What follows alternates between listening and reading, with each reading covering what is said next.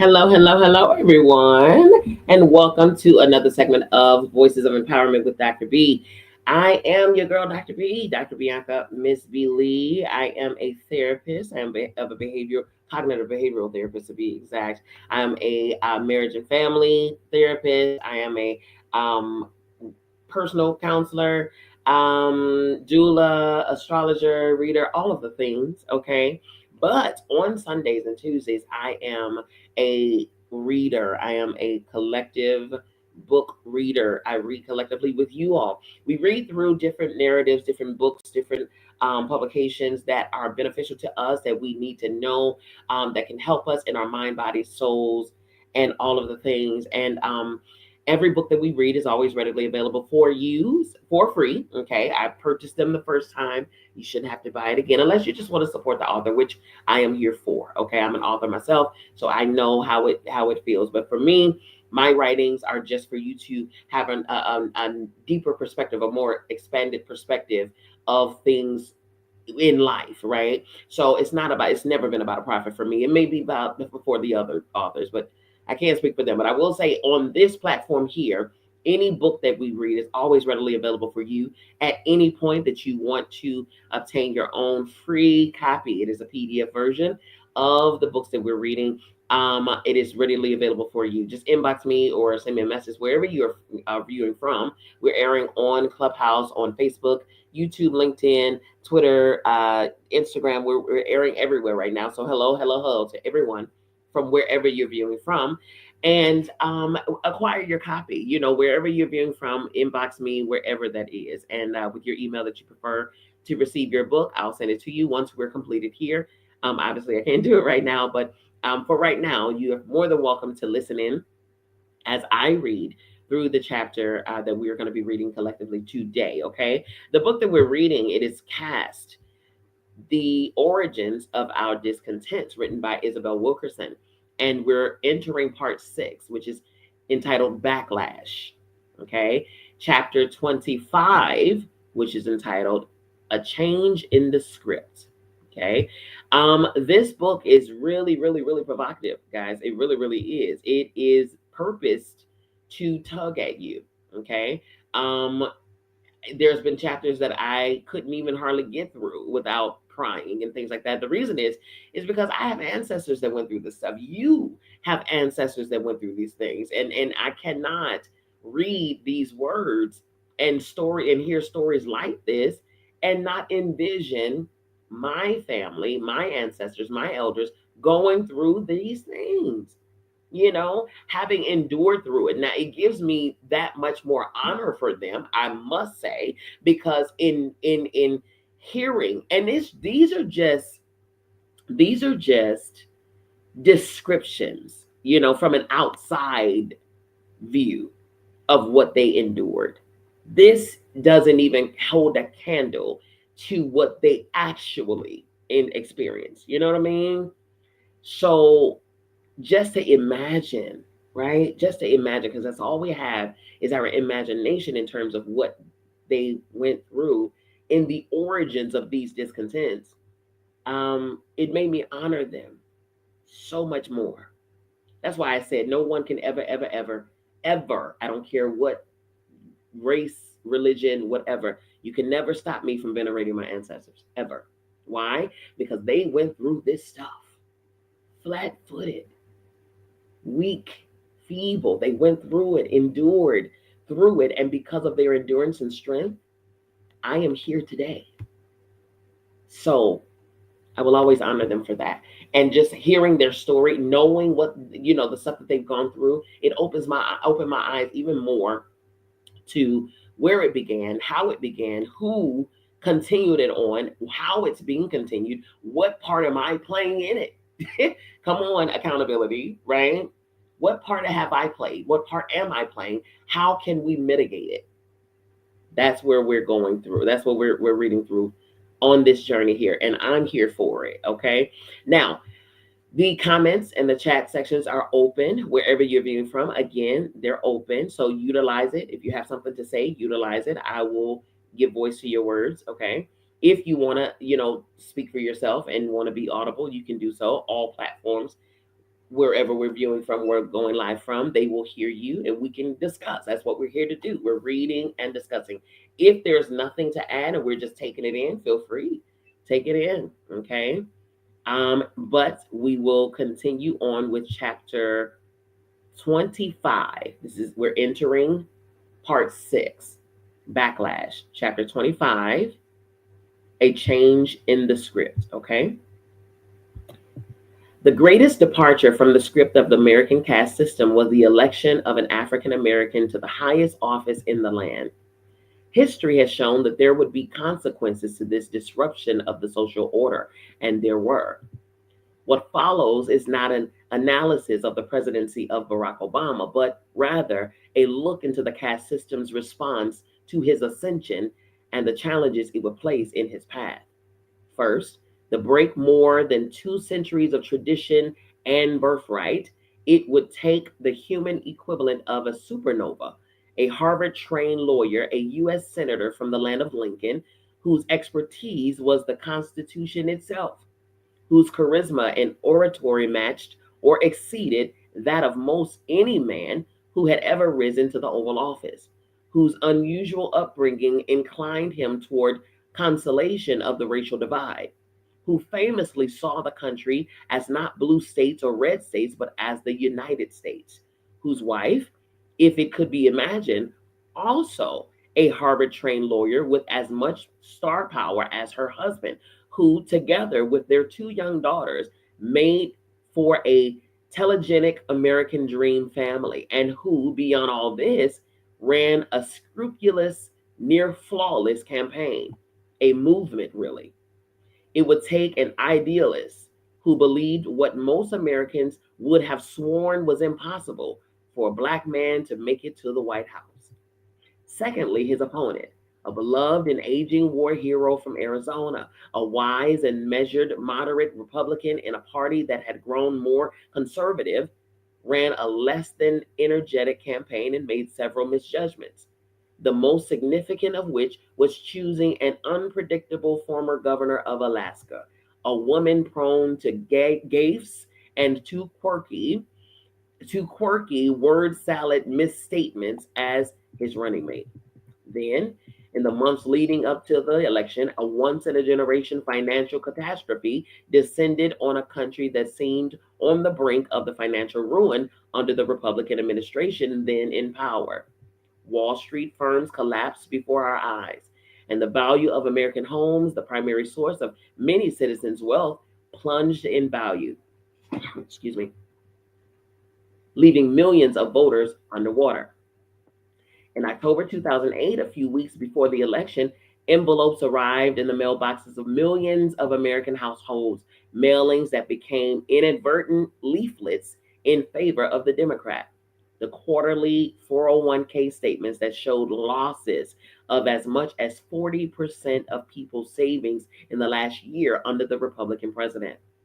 By that November, some 12 million homeowners owed more on their mortgages than their houses were worth in what was now being called the Great Recession, among the worst economic downturns since the Great Depression.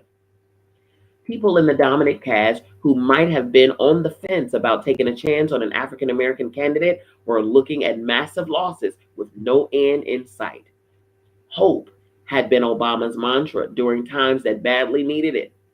A record tide of people from the lower and middle caste, people who swelled with pride and whose votes now felt like a mission, came out for him. And along with just enough dominant caste voters who believed in him too, swept Obama into the White House. The world was so joyous that a committee in Norway awarded him the Nobel Peace Prize within months of his inauguration. Only very rarely has a person to the same extent as Obama captured the world's attention, the Nobel Committee said, and given its people hope for a better future. Over the course of American history, the idea of a Black man in the Oval Office was virtually unthinkable. But from a caste perspective, and beyond his own personal gifts, his singular origin story was one that the caste system would be more willing to accept, if any. His growing up in Hawaii, the son of an immigrant from Kenya and of a white woman from Kansas, was free from the heaviness of slavery and Jim Crow and the hard histories of regular African Americans. His story did not trigger the immediate discomfort in the dominant caste, unlike those of everyday Black people who, if you scratch their family trees long enough, you run into a sharecropper cheated at settlement or an ancestor shut out of a neighborhood because of redlining. People for whom these injustices were not history, but their own and their foreparents' actual lives. Rather, his origin story freed people in the dominant caste from having to think about the unsavory corners of American history. They could regard him with curiosity and wonderment and even claim him as part of themselves if they chose. They could perhaps feel a connection to his mother and to his mother's mother, who tragically died just before Election Day. Both women were from the dominant caste and would not get to see how very far he would go in this world. The Delaware senator who would become his running mate, though, seemed to be speaking, however awkwardly, for some others in the ruling majority. You've got the first sort of mainstream African American who is articulate and bright and clean and a nice looking guy, said Joe Biden. I mean, that's a storybook. Wow. I didn't know he said that. I didn't know Joe Biden said that. I'm okay. All right. After the election, white Americans in both parties extolled the progress the country had made in the past generation, relieved to be able to say that racism was a thing of the past. We think a Black president, for heaven's sake. They would say, by the way of example, the fact is, no, they said we have a Black president, for heaven's sake. Okay. They would say, by way of example, the fact is, though, this was a development that the majority of the dominant caste was not truly in a position to claim. The majority of white voters did not support him in either of his presidential bids. He had star power and a way with babies and pensioners, but no matter how refined and inspirational, well spoken, and conciliatory he was, Obama's victory did not occur because most voters in the dominant caste had become more open minded and enamored of him. As with other recent Democrats running for president, he won despite the bulk of the white electorate. Even as they proclaimed a new post racial world, the majority of white Americans did not vote for the country's first Black president. An estimated 43% went for him in 2008. Thus, a solid majority of white Americans, nearly 3 out of every 5 white voters, did not back him in his first election, and fewer still, 39%, voted for him in 2012. In the former Confederate state of Mississippi, only 1 in 10 white voters pulled the lever for Obama. For much of his presidency, he was trying to win over people who did not want him in the Oval Office and some who resented his very existence. As a measure of the enduring role of caste interest in American politics, the shadow of the Civil War seemed to hang over the 2008 election. It turned out that Obama carried every state that Abraham Lincoln had won in 1860, an election with an almost entirely white electorate, but one that became a proxy for egalitarian sentiment and for the future of slavery and of the Republic. The cultural divides of the Civil War on racial grounds, wrote the political scientist Patrick Fisher of Seton University, can thus still be considered to be influencing American political culture a century and a half later. Lyndon B. Johnson, after signing the 1964 Civil Rights Act, is said to have predicted that the Democrats would lose the South for a generation for having stood up for the citizenship rights of African Americans. That prophecy would prove to be correct, but also an understatement. The Democrats would lose more than just the South and for well longer than a generation. From that moment forward, white Americans overall moved rightward toward the Republicans as the country enacted more egalitarian policies. In the more than half century since that prophecy of 1964, no Democrat running for president has ever won a majority of the white vote. Lyndon Johnson was the last Democrat to win the presidency with a majority of the white electorate. Since that time, the Democrat who came closest, who attracted the largest percentage of white voters at 43%, was fellow Southerner Jimmy Carter in 1976. Only three Democrats made it to the Oval Office since Johnson and the Civil Rights era: Carter, Obama, and Bill Clinton, who won with 39% of the white vote in 1992 and 44% in 1996.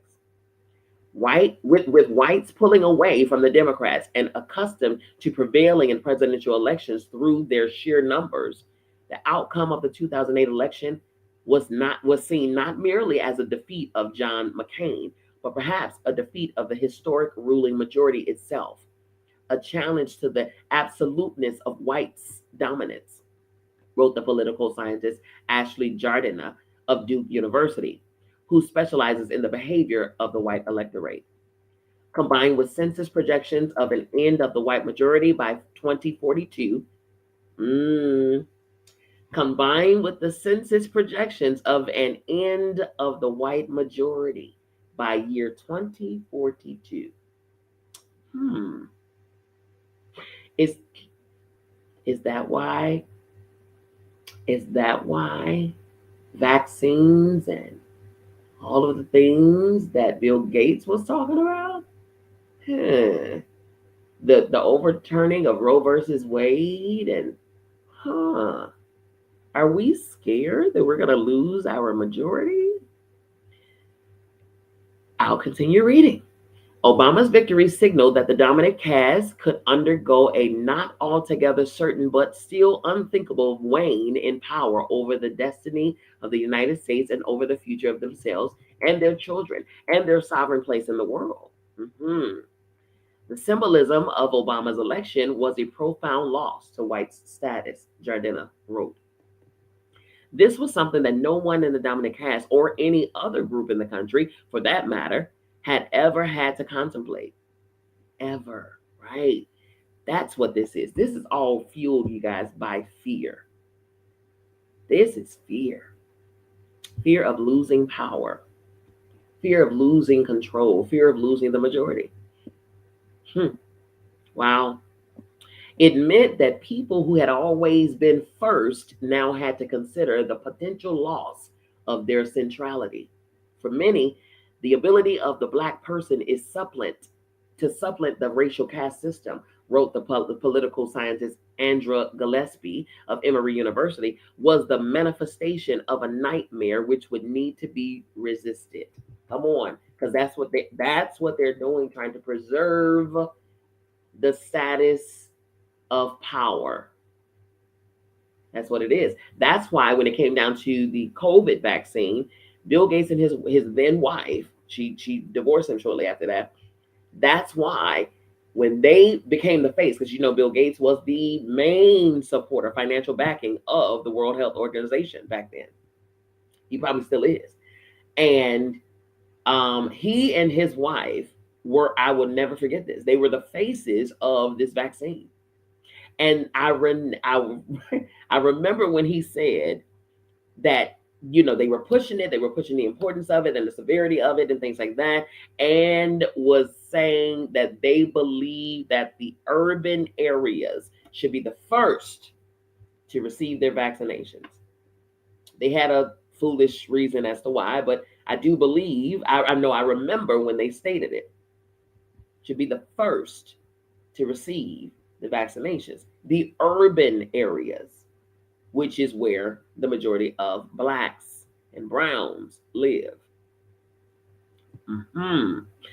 If you all recall, if you followed Bill Gates did a TED Talk many years ago where he was talking about how to depopulate society, how to control population. Because the numbers were growing. Brown and Black people are growing in numbers. Okay? Exponentially. But, and we're growing well past where we should in their mind. And so we have to, the world has to be depopulated. It's funny to me how humans take on such power. and have such arrogance and ego to feel the need to think that they have the authority on how many people should populate the planet when the planet was here before. I'm just saying. Okay. All right. All right. It's the all that's part of the problem. The control, or the illusion of control, I should say. Okay. All right. So that sense of fear and loss, however remote, brought to the fore for many whites, Jardina wrote, a sense of commonality, attachment, and solidarity with their racial group, a sense of needing to band together to project their place in the hierarchy. Wow. The caste system sprang into action against this threat to the pre existing order. The single most important thing we want to achieve, said the Majority Leader Mitch McConnell, Republican of Kentucky at the time, on the eve of the midterm elections in 2010, is for President Obama to be a one-term president. This is what Mitch McConnell said. He said, the single most important thing we want to achieve. Listen, the single most important thing we want to achieve is for President Obama to be a one-term president. We clearly see that it's not about the ability, all right? We clearly see it's not about ability, skill, know-how, intellect, okay? It's not about that.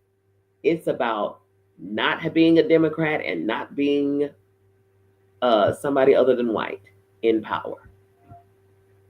That's what it is. Fear that they will lose power. That is insane. When that type of energy is shown, it's really showing and highlighting the weakness. That's what it is. It's crazy how it's not understood, but that's the arrogance. That's the you know. Continuing in the book, the opposition party would not succeed in denying him a second term, but would obstruct virtually every proposal he made and force him to resort to executive orders to accomplish his aim. Within 9 months of his inauguration, the president was addressing a joint session of Congress on his healthcare plan when a heckler interrupted an ordinarily staid affair of pomp and ritual by yelling, "You lie." The outburst came from a Republican congressman from South Carolina, Joe Wilson. It was considered so out of order that the House of Representatives passed a resolution of disapproval against Wilson, and Senator John McCain, the Republican who lost to Obama in 2008, declared that there was no place for it in the setting or any other. In early 2012, Air Force One landed just outside Phoenix for a presidential visit to a manufacturing plant in Arizona, a routine stop at the start of an election year in which the president would be seeking a second term. There on the tarmac to greet the president was Jan Brewer, the state's Republican governor. The encounter quickly turned tense for such a moment of formality as the wind rustled the tarmac. The governor, blonde and slight of build, handed the president an envelope, and soon she was looking stern and agitated at him. She jabbed her finger at the leader of the free world, inches from his nose, her mouth in mid yell, like a principal scolding a child facing detention. In the photograph of their encounter, the president appears calm and stoic, if slightly bemused, which had been his usual demeanor, as she sticks her finger in his face, as if to be saying, "And another thing." In some countries and with previous presidents, this might be seen as an act of aggression, a threat to a nation's head of state, a display of profound disrespect, were it to happen at all. The photograph would become one of the defining images of the opposition and resentment President Obama faced in office. The difference in the accomplishments of these two people would not have been apparent from the optics of who was chastising who. While the president was a graduate of Columbia and of Harvard Law School and had made a methodical march from state senator to U.S. senator to the Oval Office, the woman with the temerity to point her finger in his face had a 2-year certificate as a radiology technician, and had risen to the governor's mansion by accident of succession after having been Secretary of State. She was now a governor, 1 out of 50 compared to the US president, the highest office in the land and the most powerful in the world. Like I said, the gall. It's the arrogance and the gall for me. It's happening today as well. The arrogance and the gall. But Governor Brewer was from the dominant caste, her birth ascribed status seen as inherently above his, and she did not shrink from a gesture that had the look of putting a man from the subordinate caste in his place, no matter his station. The disagreement on the tarmac had presumably arisen over a passage in a book she had written, in which she described a meeting the two of them had had sometime before, a depiction that he considered inaccurate. In it, she had complained that he thought he could lecture me, and I would learn at his knee. The envelope she handed him was an invitation to see the Arizona border with Mexico, given that they had differing views on border security. Afterward, Governor Brewer denied what everyone could see. I was not hostile, she told reporters. I was trying to be very, very gracious. She went as far as to say that it was, in fact, she who felt unsafe. Isn't this the Karen calling the pot black? You know, we love a porcelain Tia. You know what I'm saying? That victim card, boy, listen, you are the aggressor, and then but yet you're the one with the finger in his face. He's standing calm and stoic. You're aggressive to him with your finger in his face, in his personal space. And she says, I wasn't being hostile. I was trying to be very gracious.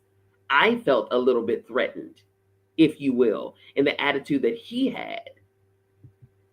She said, even though the exchange had been in full view of cameras and Secret Service and elected officials. That's what I'm saying. It's the illusion and delusion for me.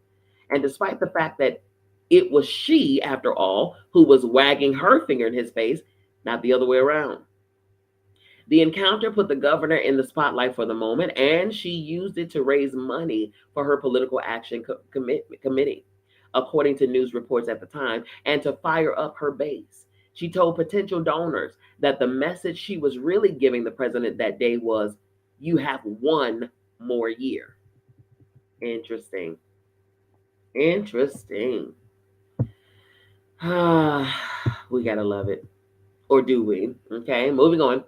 An entire machinery had moved into place upon the arrival of the first head of state from the subordinate caste. A new party of the right wing detractors arose in his wake, the Tea Party, vowing to take our country back. A separate movement of skeptics who would come to be known as birthers challenged the legitimacy of his citizenship and required him to produce an original birth certificate that they still chose to disbelieve. His opponents call him the food stamp president and depicted the president and the first lady as Simians. Okay. At opposition rallies, people brandished guns and bore signs calling for death to Obama. In response to his election, Republicans began changing election laws, making it harder to vote. Still are. They did so even more vigorously after the Supreme Court overturned a section of the Voting Rights Act, removing federal election oversight that the states, each with a history of obstructing the minority vote, said was no longer needed. My goodness, man. Between 2014 and 2016, states deleted almost 16 million people from voter registration lists, purges that accelerated in the last years of the Obama administration. According to the Brennan Center for Justice, states enacted new voter ID laws even as they created more barriers to obtaining this newly required ID. Together, these actions had the cumulative effect of reducing voter participation and marginalized people and immigrants, both of whom were seen as more likely to vote Democrat.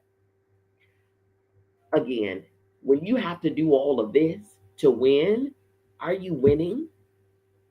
Are you really winning? Come on, you gotta feel silly. Okay. A paper found that states were far more likely to enact restrictive voting laws, wrote the commentator Jonathan Chait, if minority turnout in their state had recently increased. Interesting. Contrary to the wistful predictions of post racial harmony, the number of hate groups in the United States surged from 602 to more than 1,000 between 2000 and 2010, the middle of Obama's first term in office, according to the Southern Poverty Law Center. A 2012 study found that anti Black attitudes and racial stereotyping rose rather than fell, as some might have hoped in Obama's first term. The percentage of Americans who express explicit anti Black attitudes ticked upward from 48% in 2008 to 51% in 2012.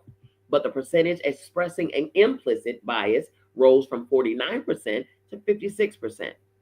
The study found that higher percentages of white respondents now saw African Americans as violent, irresponsible, and most especially lazy after his victory, despite or perhaps because of the studiously wholesome Black family in the White House, headed by two Ivy League educated parents.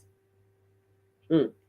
With rising resentments, it would not be surprising that attacks on African Americans might not only not have abated, but would worsen under the unprecedented reversal of the social hierarchy.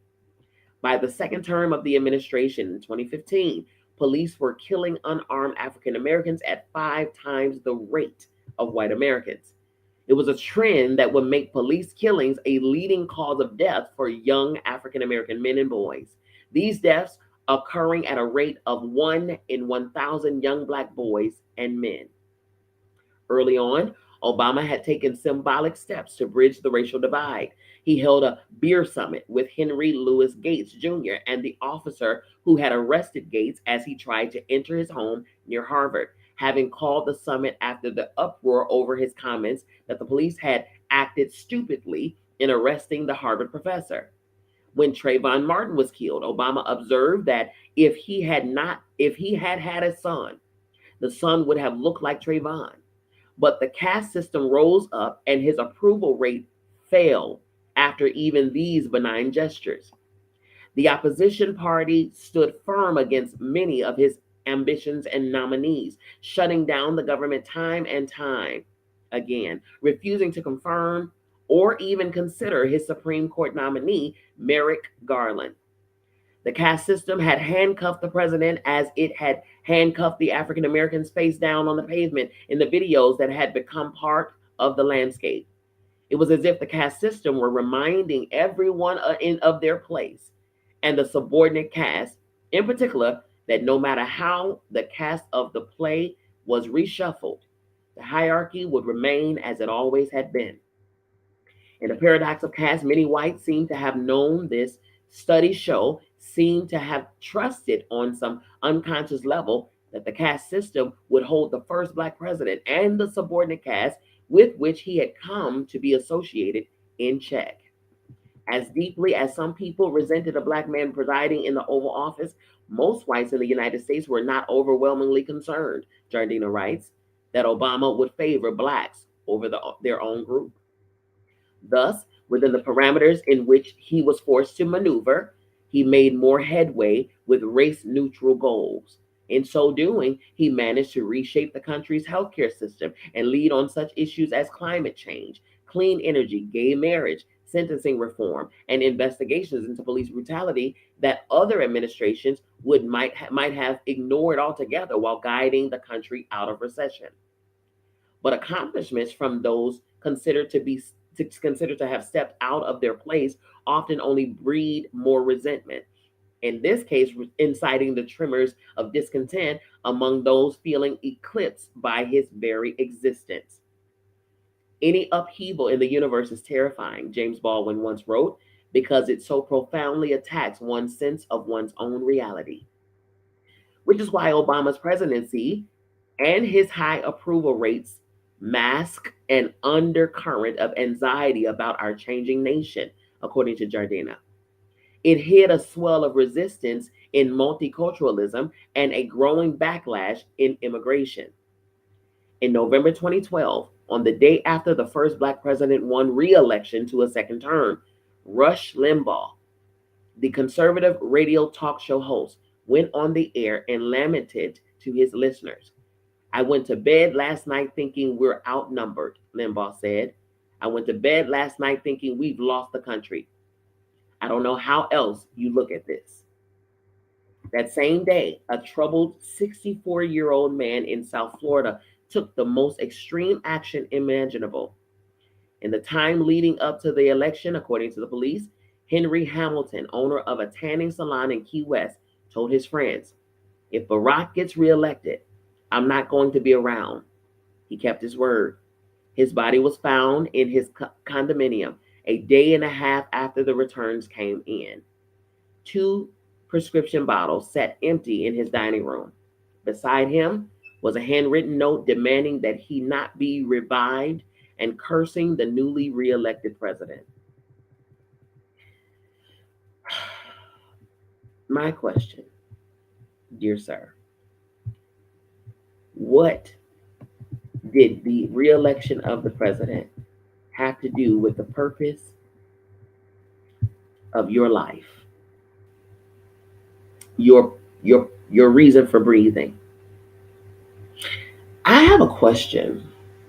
I have a real question. Why are y'all so mad at Black folks?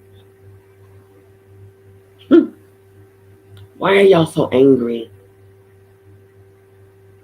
What did we ever do to you? It's very crazy because we, and when I say we, I mean our race, historically, we have been beaten, raped, pillaged, hung. Families have been separated. Children has been ripped from our very arms, our hands, cut out of our stomachs, fed to alligators. You all have taken our people's skin and wore it, made garments out of it. You've taken our people's teeth and used it and replaced your own teeth. You've taken our people's hair and stuffed your furniture with it. You have taken our people, tied them to your cars, your boats, and dragged them down highways. We have raised your children. We have cleaned your homes. We have cooked your foods. We have built your homes. We have planted and cropped your fields. Why are y'all so mad?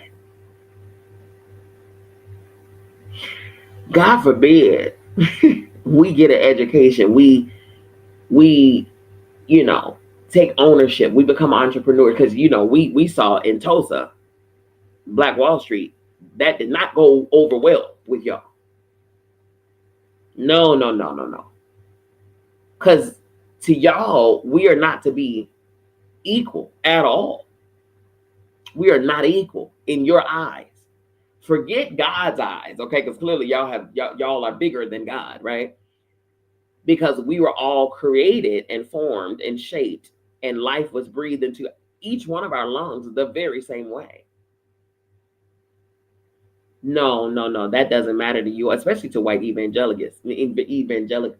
Evangelicals. That's what it is. Oh no, you all are not the same as us. In fact, even the writers of the Constitution, we were only considered 1/3 human. The Constitution of these United States, that is still being represented and honored. In fact, was it last week before last, was National, I guess, Constitution Day? Every signature on the Constitution had slaves in their backyard. Slaves. Teddy Roosevelt No. Was it Roosevelt? Was it Roosevelt? One of them. I forget. I think it was Roosevelt. I want to say it was one of the presidents. Had one of his enslaved underaged black girls held captive in his basement for years. He would go down and rape her. He would impregnate her. Then he would take the baby and would sell the baby to another plantation. She had, I want to say, 6 or 7 kids, all fathered by him, and he gave them all away. When he died, she didn't even know. One of the freed children, one of the children that he gave away, came back and freed her. And he saw nothing wrong with that. Like, that's the thing. I just don't understand where the rage and hate came from. But in reading this last chapter, I get it. I see it. It's fear. It's fear. At the end of the day, there's fear there. Intimidation. We are too good. That's a problem for you. We're too talented. That's why when even the enslaved, when slavery was active, that's why when the enslaved was found to be learning how to read and write, they could get punished for that. Huh.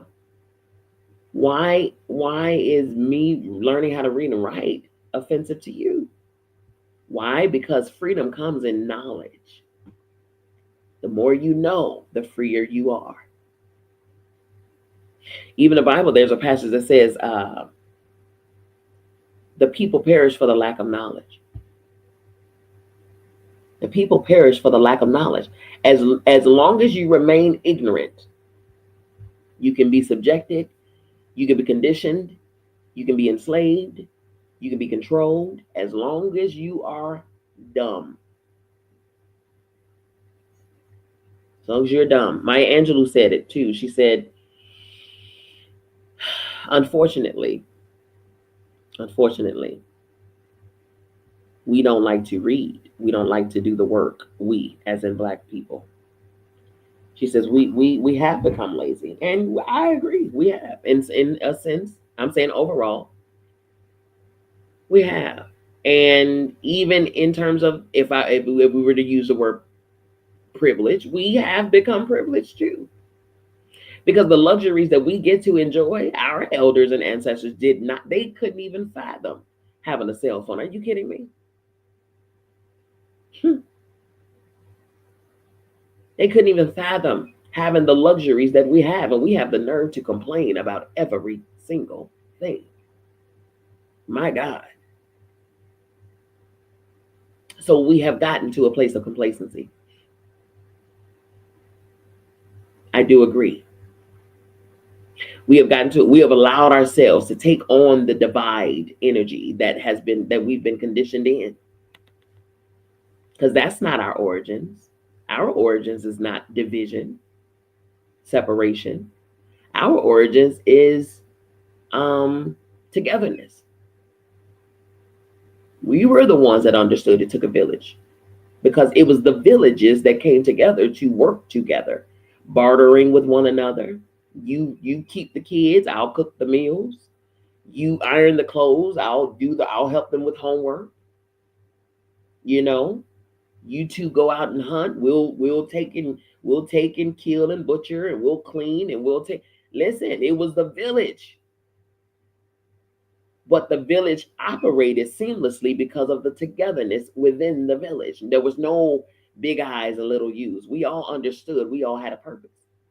And we stayed in our lanes. We stayed in our lanes. We weren't trying to be the big head honcho in charge, you know. It wasn't about a power thing. We understood. And what's understood does not have to be explained. That's where we came from. Whether you were indigenous to this country or whether you were African or Haitian or, wherever you came from. That was the heart of our people, which was why we were able to gravitate towards each other so quickly when our worlds were forced to collide. We found solace in one another, which is why even in my family background, there's both an indigenous Native American and African American in the mix. There's also some European in there too. My great-great-great-grandfather was a slave owner who had raped my great-great-great-grandmother, a slave. And they had my great-great-grandfather, who the father, my great-great-great-grandfather, disowned.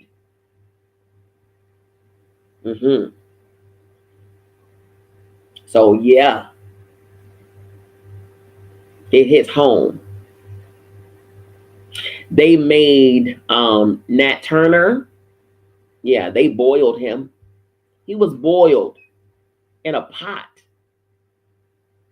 And the white people around, they sang, they danced around, they made soup. They called it soup. Took pictures, took souvenirs.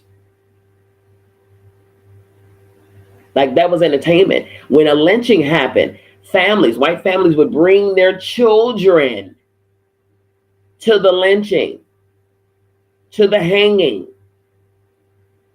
Bring their little kids. They'll have their kids on their shoulders like they're coming to watch a matinee at a drive-in or something.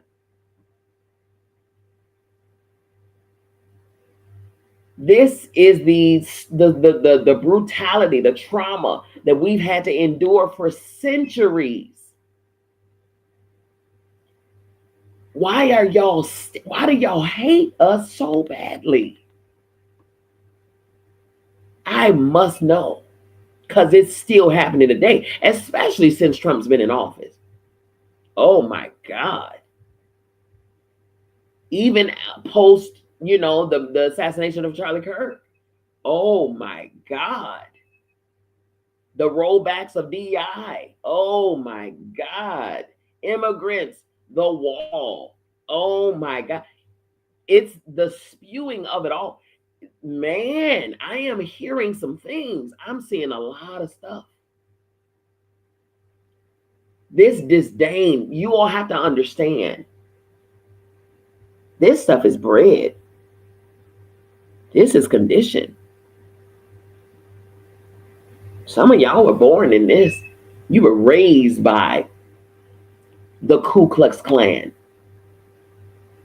What's crazy is, again, it's the fear for me. It's the audacity, the pride, the rah, rah, rah, and we're in power, and you got to listen to me and stay in your place, boy, stay in your place, girl, and blah, blah, blah, blah, blah. But, but you want to throw a sheet over your head to hide and conceal your identity. No, say it with your chest. What you hiding for? You know why you're hiding? Because under that sheet is your judge, your grocery store manager, your barber, your mechanic, your mail carrier, your sheriffs and police officers, your firefighters, your doctors, your dentists.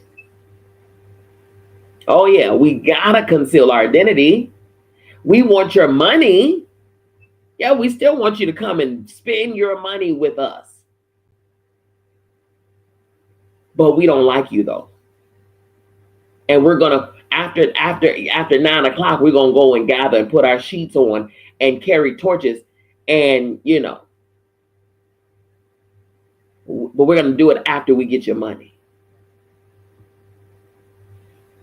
We're gonna get it. Maya Angelou said it. She said it.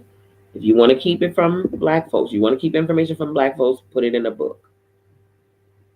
Because unfortunately, we don't take the time to read it.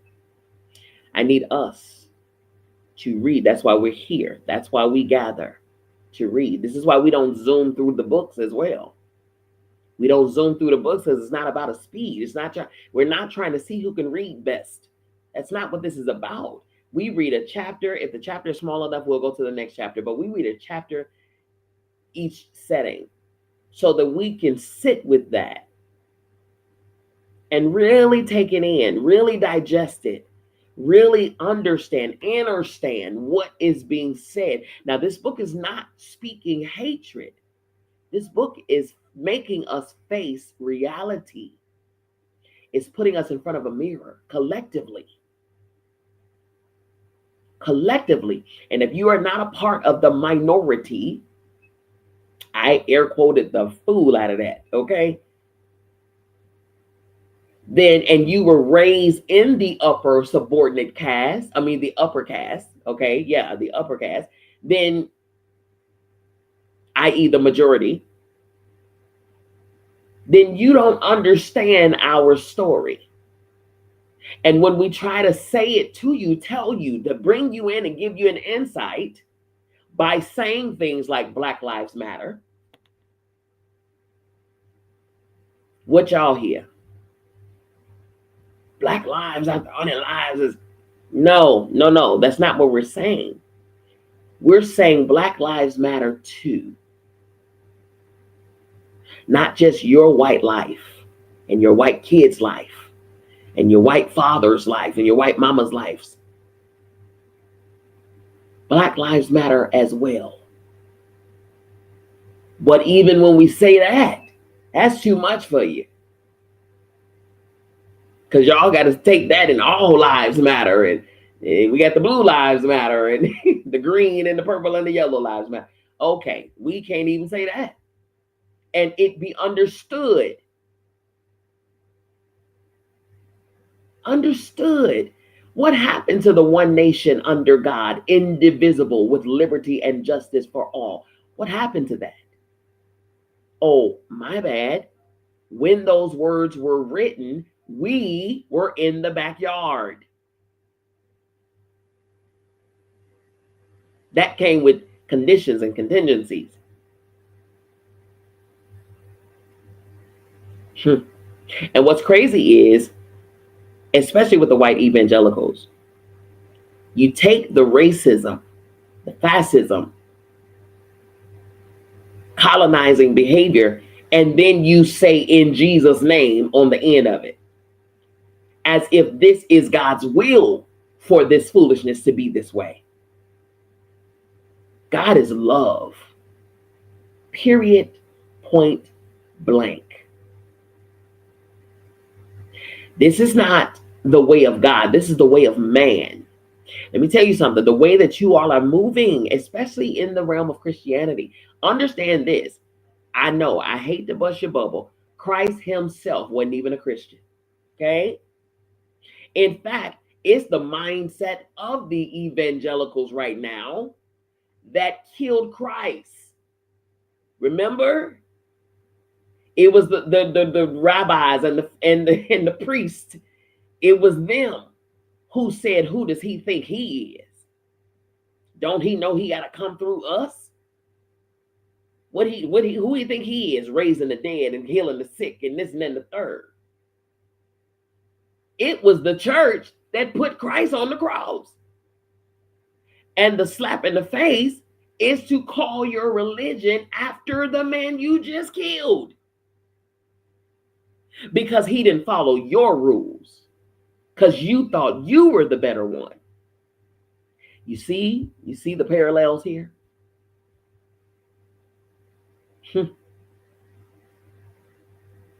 This is interesting. It's hard, y'all. It's hard to face this stuff, but we gotta face it. We cannot heal what we refuse to reveal. In order to find a solution, we gotta face. We gotta go to the origins of our discontents. Where did it begin? Where are we now? We gotta face those things in order to devise a plan about where we're going. Because it's insane out here, people. I want you to know on either side, it's pretty crazy. And it's getting crazier. It's getting crazier. Like Nipsey say, stay dangerous, people. Okay? Seriously. All right, that concludes our session today. Okay. If you need the reading material, inbox me, like I stated at the top of the segment. Inbox me with your email address and things like that, and I'll send it over to you. It's a PDF copy. It is free. Yes, we are a nonprofit organization. Yes, we do accept donations. However, although they are welcome, they are not required. Okay. Alrighty, you can email me at inbox@biancamissblee.com. Again, info at biancamissblee.com.